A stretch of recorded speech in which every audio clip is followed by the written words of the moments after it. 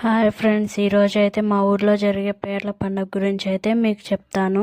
ఇదైతే మొత్తం 6 రోజులు జరుగుతుందండి. ఫస్ట్ రోజు అయితే పీర్లన్నీ తీసి పెడతారు. తర్వాత 3 రకాలుగా గుండాలు అయితే జరుగుతాయి. ఫస్ట్ రోజు అయితే చిన్న గున్నాము, తర్వాత ఒక రోజు తర్వాత మధ్య గుణము, తర్వాత పెద్ద గుణం అయితే చేస్తారు. ఈ విధంగా జరిగిన తర్వాత లాస్ట్ రోజు పీర్లన్నీ తీసుకొని నీళ్ళలో వేస్తారంట. ఈ విధంగా చేస్తారు. ఇదైతే మా చిన్నతనంలో జరిగేది ఈ విధంగా పీర్ల పండుగ. తర్వాత మధ్యలో 10 సంవత్సరాలు అయితే ఆపేశారు. మళ్ళీ 5 ఇయర్స్ నుంచి అయితే మా ఊర్లో స్టార్ట్ చేశారండి. ఈ గుణంలో అయితే చిన్న పిల్లకాయల నుంచి పెద్దోళ్ళ దాకా అందరూ నడుస్తారు. ఎవరికి ఏమి కావు, కాళ్ళు కూడా కావు. దేవుడి మీద భక్తితో ఏమో తెలియదు కానీ ఎవరికి ఏం కాలదు. చిన్న పిల్లకాయలు కూడా ఈజీగా తొక్కుతారు. అది దేవుడి మహిమ అనుకుంటాను.